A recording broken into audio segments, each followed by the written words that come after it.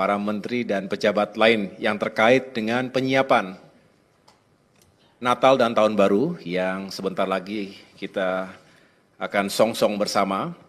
Yang jelas seperti tahun-tahun sebelumnya kita juga berupaya untuk mengantisipasi, mengidentifikasi berbagai tantangan atau permasalahan yang mungkin atau bisa dihadapi oleh masyarakat luas, terutama saudara-saudara kita yang akan melakukan mobilitas perjalanan di masa liburan Nataru yang kita prediksi akan mengalami peningkatan arus pergi, baik itu di hari-hari Natal maupun di Tahun Baru, maupun arus kembalinya.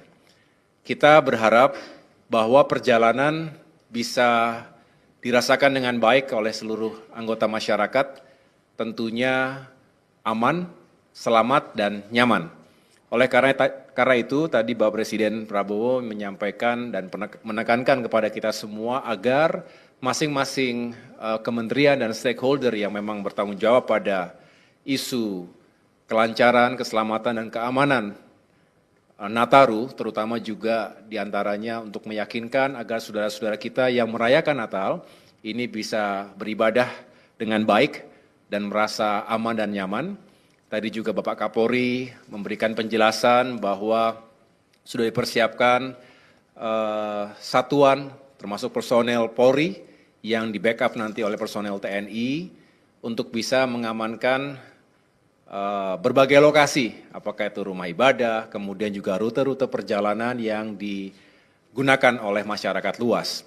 Dari Menteri Perhubungan tadi juga sudah menjelaskan, melaporkan bahwa berbagai moda transportasi, baik darat, laut, udara maupun kereta api, ini juga sudah dipersiapkan sarananya, termasuk prasarana pendukungnya, apakah bandara, dermaga, stasiun, terminal, dan lain sebagainya, ini benar-benar bisa mengakomodasi diperkirakan 110 juta masyarakat yang akan melakukan mobilitas, baik antar daerah maupun di dalam provinsi yang sama. Ini juga akan terus kita kawal, kita monitor melalui command center, posko atau posko yang digelar di berbagai titik yang memiliki kerawanan atau kerentanan terhadap situasi yang membuat traffic itu perlu dikontrol lebih baik lagi. Karena nanti diprediksi ada beberapa titik kemacetan misalnya, apakah karena memang itu rute klasik yang memang harus dipersiapkan, tetapi juga di samping itu kita juga mengantisipasi jika ada cuaca yang kurang baik. Ini biasanya terjadi mungkin di laut, ya, sehingga misalnya di Merak itu harus diantisipasi kalau terjadi cuaca yang kurang baik, terjadi delay penyeberangan kapal, maka harus diantisipasi dengan titik-titik istirahat, titik-titik standby terlebih dahulu dengan mekanisme yang dijalankan secara bersama-sama melalui satgas yang dibentuk. Dari sisi pekerjaan umum, tentu kita ingin meyakinkan agar fasilitas infrastruktur dasar termasuk jalan-jalan tol, jalan raya antar provinsi, jalan nasional, dan lain sebagainya itu juga benar-benar berfungsi dengan baik. Tadi Bapak Presiden bertanya apakah yang rusak-rusak itu sudah ditangani dan Menteri PU sudah menjawab bahwa masih terus dikerjakan, saya ulangi, sudah dilupayakan yang terbaik dan mudah-mudahan tidak ada kendala-kendala yang terlalu berarti, termasuk meyakinkan agar benar-benar para pengguna itu bisa bertransportasi dengan aman dan nyaman. Demikian yang dapat saya jelaskan, selebihnya di luar dari koordinasi Kemenko Infrastruktur dan Pembangunan Kewilayahan, tadi juga dicek bagaimana BBM, ketersediaan BBM selama Nataru ini. Tadi Menteri SDM juga menjelaskan secara umum sudah siap dan tentu akan terus diantisipasi hal-hal yang mungkin terjadi terkait dengan ketersediaan bahan bakar dan juga listrik, suplai listrik agar sekali lagi ketika ada demand yang tinggi semuanya tetap terjaga dengan baik. Dari sektor perdagangan juga tadi dijelaskan untuk harga-harga bahan pokok diharapkan juga tetap stabil. Demikian yang dapat saya sampaikan terkait dengan hasil ratas terkait dengan Nataru tadi.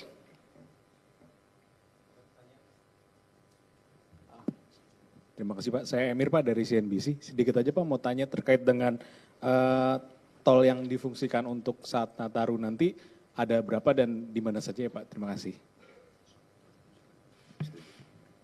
Nanti bisa dijelaskan lebih lanjut. Yang jelas kita mempersiapkan berbagai ruas jalan tol, termasuk juga kita ingin memastikan manajemen rekayasa lalu lintas untuk mengantisipasi kemacetan yang mungkin terjadi.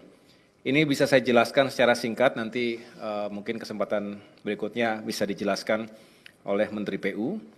Jadi jalan tol di Pulau Jawa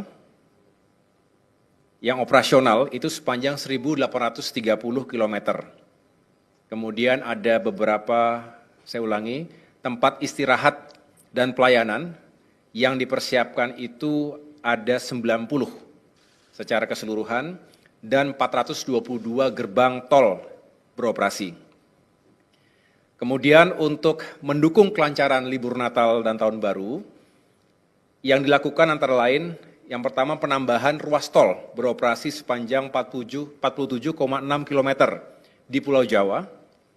Ini ada beberapa keterangannya, apakah yang di Cimanggis Cibitung, Cibitung Cilincing, Solo Yogyakarta, Serpong Balaraja, dan lain sebagainya. Kemudian ada juga yang sifatnya fungsional, jalan tol fungsional sementara. Nah ini kebetulan nanti malam kan saya akan bersama Bapak Menhub mencoba trek direct train dari Jakarta ke Yogyakarta. Kemudian keesokan harinya saya juga akan melakukan pemeriksaan bersama Menteri PU di segmen jalan tol fungsional khususnya yang menghubungkan Klaten dengan Prambanan, kurang lebih 8,6 km. Karena ini sifatnya belum 100% sempurna, karena sifatnya fungsional, maka memang ada beberapa yang belum sangat optimal. Tetapi kami ingin memastikan bahwa walaupun belum 100% bisa dioperasionalkan dan masih sementara sifatnya, tetapi tetap kita utamakan keselamatan dan kenyamanan masyarakat pengguna jalan tol tersebut.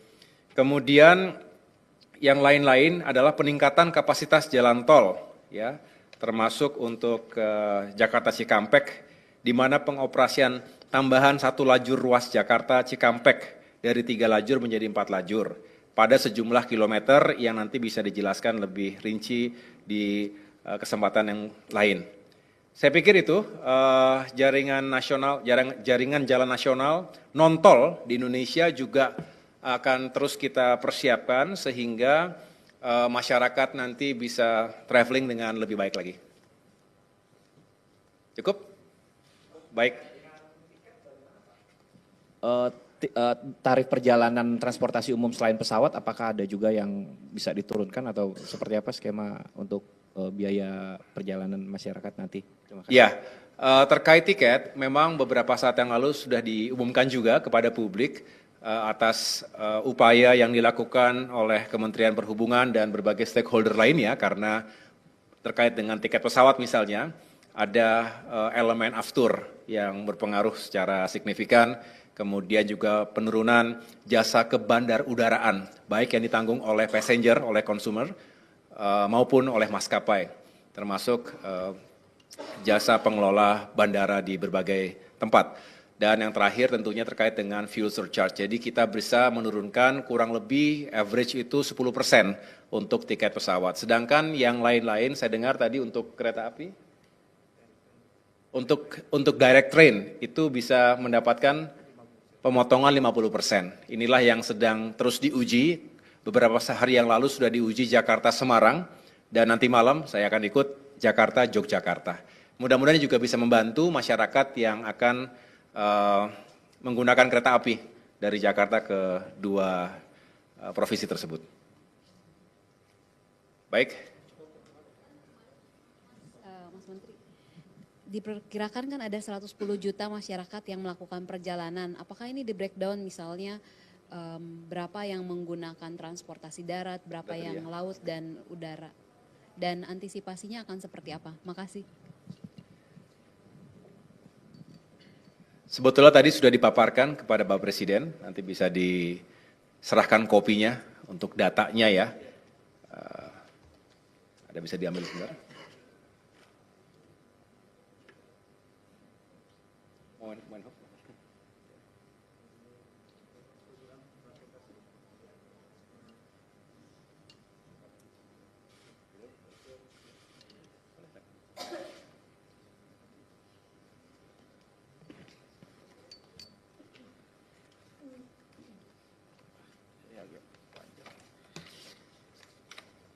Baik, saya coba menjelaskan.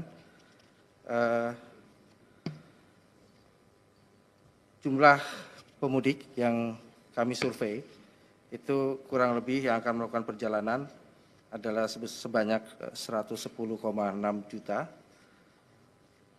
Kami memang terdiri dari beberapa moda transportasi, diantaranya adalah moda transportasi udara yang masih tergolong banyak, sekitar 8,2 juta.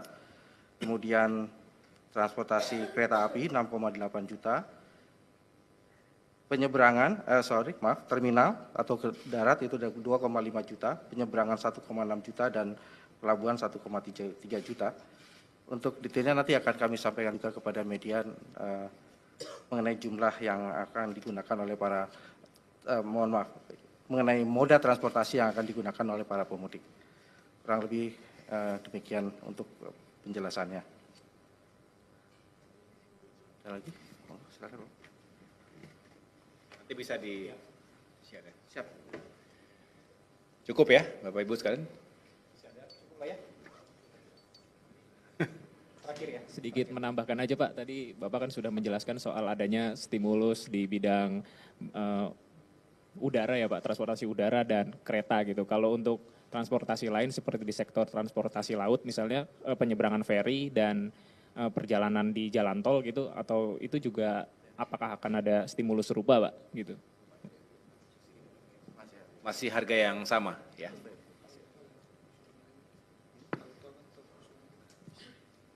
Tol fungsional gratis. Ada program-program kemarin juga kan, program-program yang Mudik gratis. ada beberapa program juga mudik gratis misalnya yang bisa diikuti oleh masyarakat dengan sejumlah rute yang bisa juga dijelaskan nanti pada kesempatan berikutnya oleh Menteri Perhubungan secara langsung. Oke, terima kasih teman-teman. Mudah-mudahan Nataru bisa berjalan dengan lancar dan kita semua diberikan keselamatan dalam melakukan perjalanan dan meningkatkan ekonomi secara bersamaan. Terima kasih. Wassalamualaikum warahmatullahi wabarakatuh.